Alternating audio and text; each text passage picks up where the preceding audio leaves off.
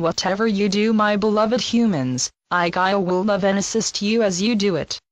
My dear human inhabitants, the physical structures of form in this quadrant of space are preparing to transmute into the higher frequencies of spirit. By spirit I mean that which is infused with the light of creation. This light of creation serves as a higher dimensional screen upon which thought can be projected and then enlivened by emotion. I, Gaia, and the high ones who are supporting me, have experimented with many manners in which we could facilitate this process. Since it is the Arcturians' galactic service to be of assistance whenever this moment of transmutation, they are constantly within and around my planetary self. Some of the life forms of my quadrant of space may fear their death. However, when our light flashes into the one of the now, they will remember that death is merely a release from the 3D matrix of illusion. Life cannot die, it can only transmute into a higher or lower frequency of expression. Some humans are still attached to the reality they have known as real for myriad incarnations. Therefore, they may resist the process of planetary transmutation in any manner that they can. It is this power of resistance that creates a waver in the energy field of transmutation to stall the event in a manner that can create frozen moments of lower frequencies in the 3D matrix. Those who cannot release their fear-based reality will resist the process of transmutation, and will believe that their reality is destructing.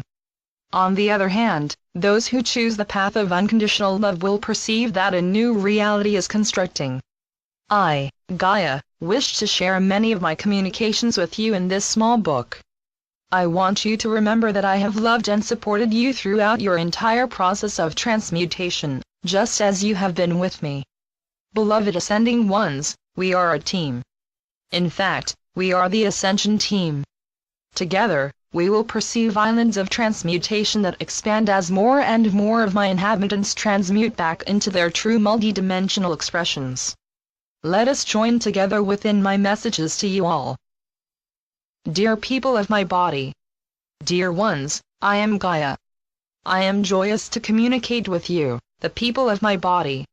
I am very grateful for the connection made from my heart, to your heart, to the heart of the sun, then to the heart of the great central sun. Our entire galaxy is preparing for ascension into the higher dimensions. Unfortunately, Earth is one of the challenge points, because we are one of the few planets that still have life in the first through third dimensions. It is the shift from the third-fourth dimension into the fifth dimension, which is such a shock to my physical inhabitants. This shift is especially difficult, as many of my people no longer feel united with me, their planet. Do you remember how you were united with the Great Mother when you were priests and priestesses in my temples? In your modern day, my people seldom bond with me, or even believe that I am alive. However, you, the members of my planetary ascension team, have been ever faithful in your commitment to our planet. Multidimensional communication. All of my first and second dimensional creatures shall ascend with me because they are in complete unity with my consciousness. Hence, they shall remain attached to me as I make the transition. These creatures neither seek to possess objects nor to gain power over others. Therefore, they have no need to clutch onto a reality that is becoming extinct. In fact, many of the extinct plants and animals have actually preceded humanity into my new, higher dimensional Earth. If you humans could learn from the first and second dimensional components of yourself, it would be easier for you to assist me and yourselves in the transformation of our biological matter, cellular structure, and DNA. I wish to remind you that you have access to all of my multidimensional kingdoms through your own human form. You can learn to communicate with these inner dimensions of your body by appreciating them on my body, Earth, and in my aura. For example, my first dimensional kingdom of crystals, rocks, mountains, lakes, rivers, oceans, rain, wind, sky, etc. can be communicated with by enjoying and appreciating the great beauty of my nature. My second dimensional kingdom of plants, trees, insects, fish, and many members of the animal kingdom, can also be merged with through hearing, appreciating, and surrendering to the call of nature.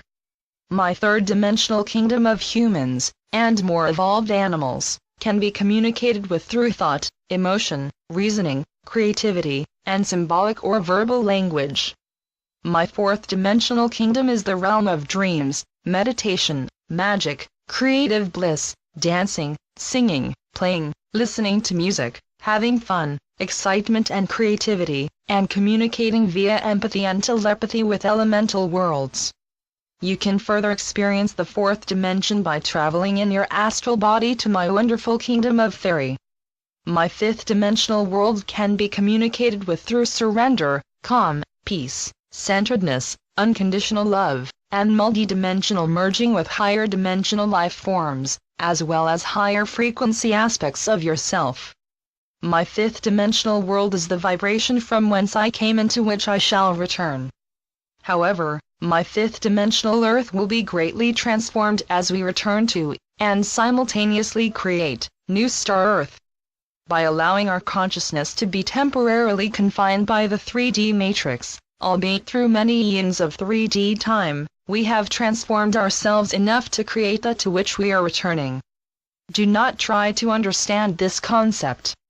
Instead, allow the meaning to be revealed to you as calmly as the morning sun rises across the waters. Patience.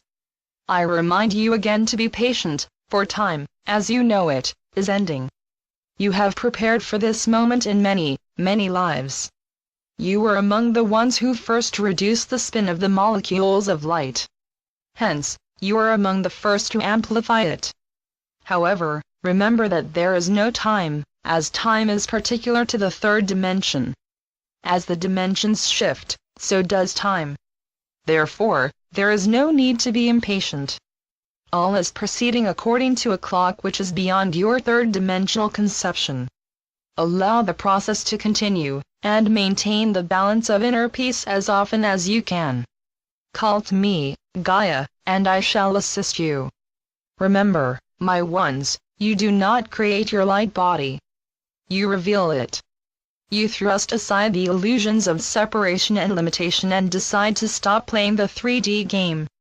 Then slowly, as you remember your multidimensional self, layer by layer, you will feel a release of tension, a diminishing of anxiety, and an abundance of lightness. Re-emergence of the goddess. Unconditionally love your physical body. Whether you are currently incarnated in a male or female body today, I ask you, once again, to remember your lives in which you served me as priests and priestesses.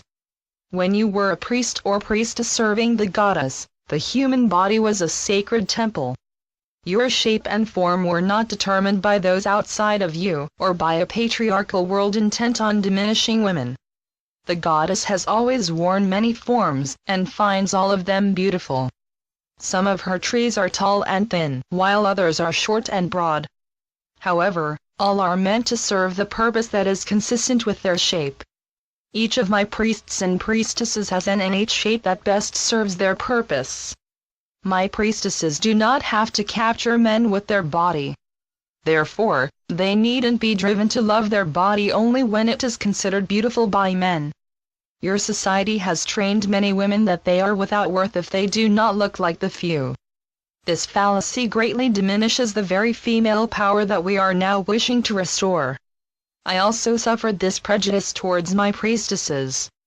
Some of my land and creatures have been deemed not worthy and have been destroyed, abandoned, or polluted.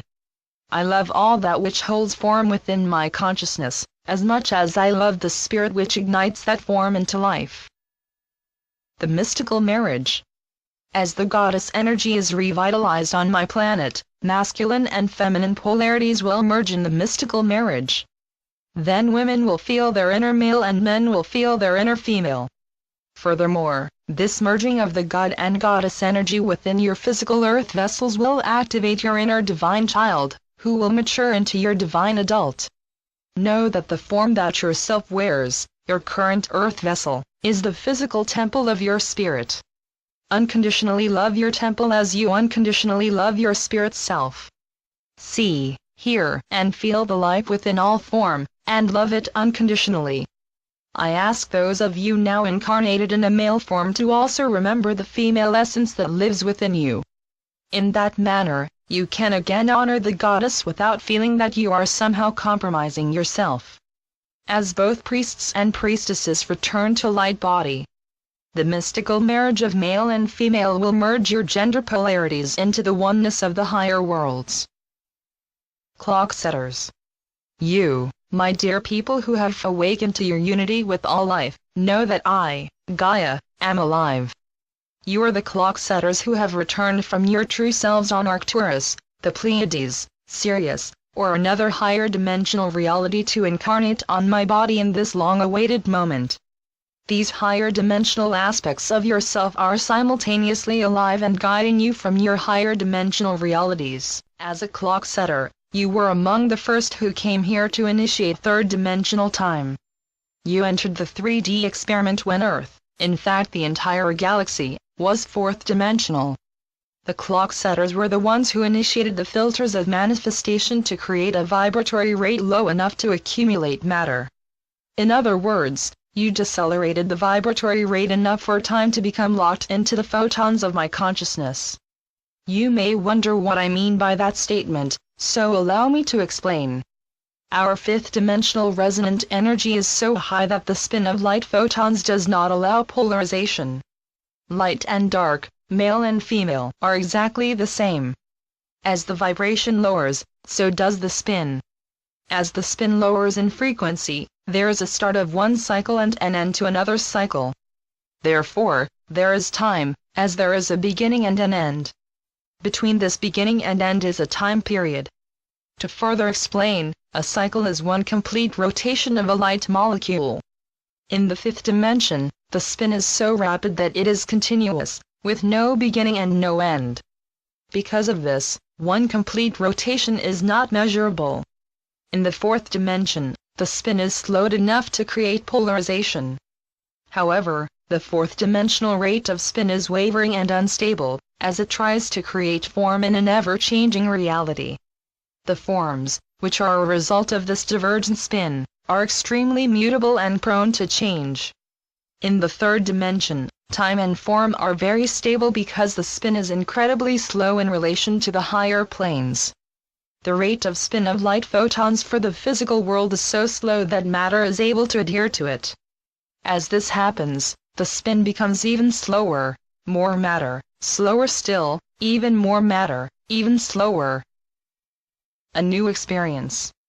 We, the planetary consciousness of Gaia, desired the third-dimensional experience of form/space and movement/time.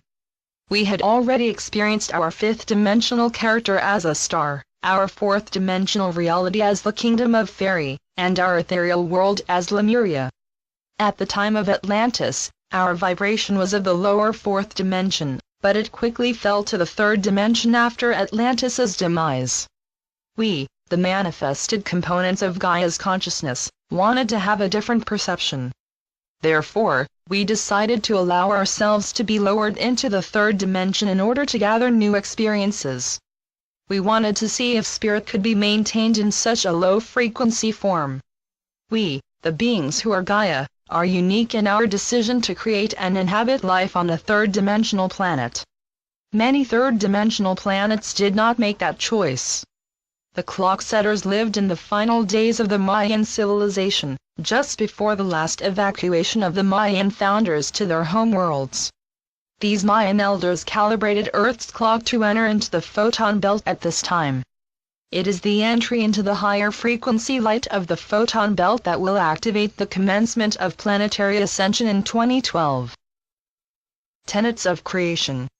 As I said earlier, Earth has been a challenging point, a cornerstone for the ascension of this galaxy, as it carries third-dimensional life. Because of the fear of my planet's inhabitants, the planetary frequency is lower than much of our galaxy. All the beings of the planet Earth, myself included, have taken on a great trial in that we are the planet of emotion. The emotions of rage and terror lowers the planetary vibration, whereas the emotions of bliss and spiritual love raises the planetary vibration. You, the brave souls who have incarnated on my body, Know that it is quite difficult to remember your fifth-dimensional light body after you've experienced many lives of third-dimensional emotion.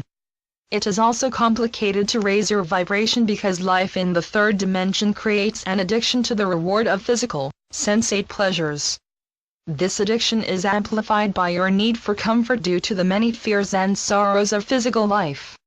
Furthermore, the social pressure to excel in the eyes of others creates a need for outside reward and the social status of possessions.